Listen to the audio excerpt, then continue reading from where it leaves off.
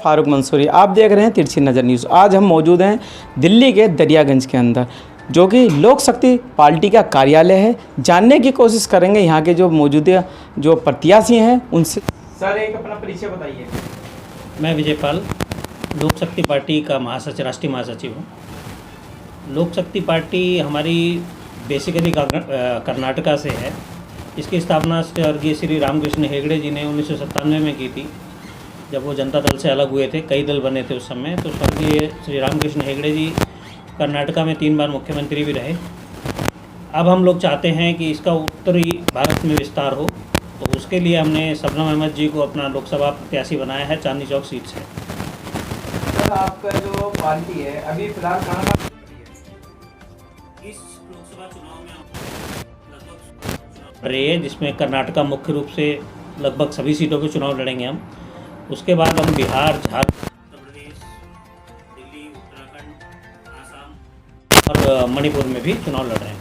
तो आपकी लोक शक्ति पार्टी का उद्देश्य होगा जो चुनाव को लेके, जैसे एक समय पे जनता दल की विचारधारा थी कि सबका सारे समाज के वंचित और पिछड़े वर्गों को आगे लाना है, उसी उद्देश्य को आगे बढ़ाते हुए हम लोग आज की तारीख में समाज के को साथ लेकर किसी भी तरह का धार्मिक या आर्थिक भेदभाव छोड़कर साथ लेके आगे तरक्की में लाने की कोशिश करेंगे। क्या आपकी पार्टी एक ओबीसी पे डिपेंड है या नहीं, हम सारे समाज के सारे वर्ग, सारे धर्म, सारी जातियां, सबको साथ लेके चलने पे, विचारधारा पे यकीन रखते हैं। आप देशवासियों के संबंधी के लिए क्या उपदेश देना चाहते हैं? हम देशवासियों से चाहते हैं कि आज की तारीख में धर्म से, जाति से, क्षेत्रवाद से ऊपर उठ के वोट करें, लोक शक्ति पार्टी के उम्मीदवार को जिताएं, ताकि हम समाज के सारे वर्गों को आर्थिक उन्नति की तरफ ला सकें। Thank you. मैडम, बता दीजिए। मैं शबनम अहमद, चांदनी चौक लोकसभा सीट के लोक शक्ति पार्टी का उम्मीदवार। लोक शक्ति पार्टी का मुख्य उद्देश्य क्या है? लोकसभा शक्ति पार्टी का उद्देश्य ये है कि मैं महिलाओं के लिए बहुत कुछ करना चाहती हूँ, गरीब लोगों को आगे बढ़ाना चाहती हूँ, जो समस्या है उनको हल करना चाहती हूँ, जो आंगनबाड़ियाँ बंद हो चुकी हैं उनको मैं खुलवाना चाहती हूँ, जो बसों के मतलब जो किराए हैं वो स्कूलों के जो ट्यूशन है वो बढ़ गए हैं, फीस बढ़ गई हैं। पहले 6,000 थी, अब 10,000 रुपये हो गई है कॉलेज की फ़ीस। मैं उसको जो है कम करना चाहती हूँ, मैं उसके लिए आवाज़ उठाना चाहती हूँ, मैं औरतों को हक दिलाना चाहती हूँ। जब खाने के लिए नहीं है लोगों के पास, तो फिर वो किस तरह से कॉलेजों की फ़ीस भरेंगे? 10,000 रुपये फ़ीस कहाँ से लेकर आएंगे? खाएंगे या ये फ़ीस भरेंगे?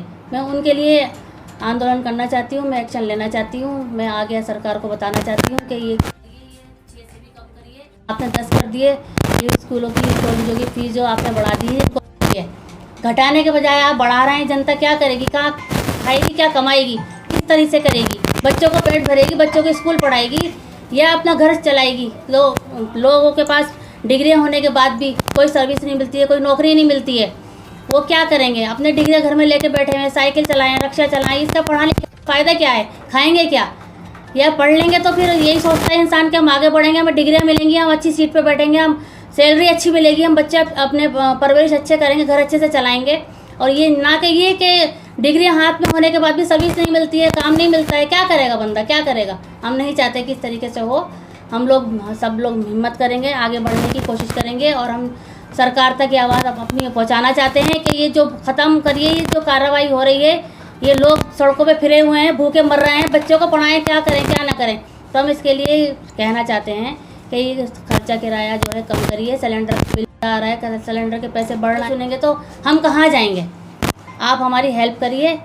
मैं इसलिए खड़ी हुई हूँ, लोगों को, बच्चों को, आंगनवाड़ी जो बंद हो गई है फिर से दोबारा से आंगनवाड़ी खुले, बच्चे सीखें, अपना काम करें, आगे बढ़ें, पढ़ लिख के कुछ अपने पैरों पर खड़े हुए हैं। भूख मरी मरे, जैसे और देश अपने इस्तेमाल अच्छा कर रहे हैं, इस तरीके से हमारा देश भी आगे बढ़े। हम औरतों को सम्मान देना चाह रहे हैं। कहीं भी किसी भी कोने में ले जाकर औरतों का बलात्कार किया जाता है, उनकी कोई सुनवाई नहीं होती है। माँ बाप गरीब होते हैं तो एक्शन लेते हैं, उनको दबाया जाता है, उनको रिश्वत दी जाती है कि आप ये केस बंद कर दो, सब कुछ ठीक हो जाएगा, नाम मत लेना। और कुछ सुनवाई ना होने के बाद वो लड़की जिसका रेप होता है, जिसका इस्तेमाल होता है, उसको दरिंदों की तरीके से नोचा जाता है, उसके जज्बातों को ठेस पहुँचाई जाती है। वो एक्शन लेने के बजाय उसको मारा जाता है, तो क्या करती है वो? घबराहट में, वो परेशानी में और शर्म के मारे वो आत्महत्या कर लेती है, अपनी कहानी ख़त्म कर लेती है। ये जनता आपको वोट क्यों दे? जनता मुझे वोट इसलिए देगी, मैं आपके यहाँ ही पली बड़ी हुई, आपकी ही बेटी हूँ, मैं पैदा हुई है, मेरी पढ़ी हुई है, पैदा हुई हूँ मैं, आपने परवरिश करा है, आप मुझे ही पाला है, देखा है, समझा है, और मैं कहाँ अपने ही खानदान में हूँ, मैं और लोगों के गैरों के क्यों जाऊँ। आप लोग मेरी सपोर्ट करेंगे, आप मुझे वोट देंगे, आप मेरा साथ देंगे, मैं आप लोगों के लिए बहुत कुछ करना चाहती हूँ और करूँगी इंशाल्लाह। आप लोगों की सपोर्ट चाहिए मुझे। आप क्या अपील करना चाहते हैं अपनी पार्टी की तरफ से अपने लिए?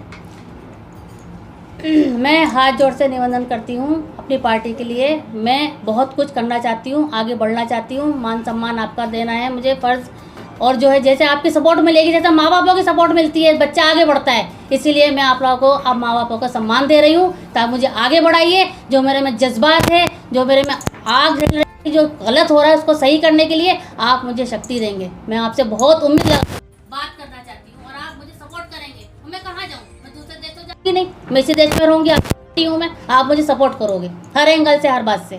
Thank you. ओके।